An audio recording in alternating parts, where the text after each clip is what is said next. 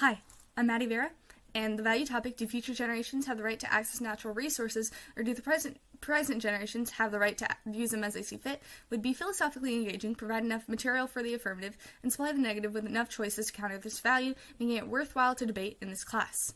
Philosophy. This topic encourages a philosophical and economic discussion about whether future generations have equal rights to those living right now, and if their quality of life has the same value. The Stanford Encyclopedia of Justice writes that the important contributions within utilitarian traditions include the analysis of moral status of future sentient beings. Utilitarianism is a philosophy which focuses on the greatest amount of good for the greatest amount of people, which would be an excellent use in this debate. The affirmative. The affirmative can argue the economic value of limiting resources and has multiple sources to cite. The limit on natural resources can create induced innovation, which the American Economic Association states that changes in relative factor price should lead to innovations that reduce the need for relatively expensive factors. The policy-induced limitation of materials can lead to innovations that reduce the usage of non-renewable natural resources. The United Nations, in their article Duties to the Future, state that the idea that generations living today have an obligation to succeeding generations is one of the foundational concepts of the United Nations. This moral and philosophical current has influenced some of the UN's most notable global reflections and policy agendas.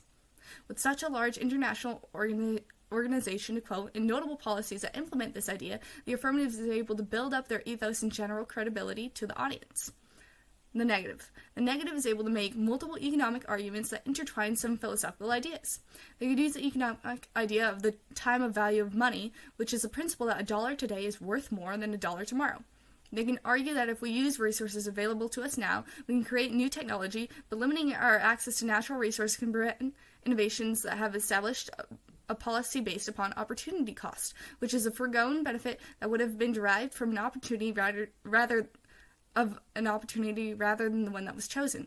If we limit our access to fossil fuels, for example, we may inadvertently prevent the invention of new and more sustainable farming tools and methods which could feed our ever-growing population. Stephen Humphreys, writer of the European Journal of International Law, states that the appeal to future generations instead stands to elude numerous existing loci of responsibility in climate matters that are more concrete, more coherent, more demanding, more easily understood, and more effectively articulated in law, which means that focusing on future generations can distract from the immediate and tangible obligations that we have today.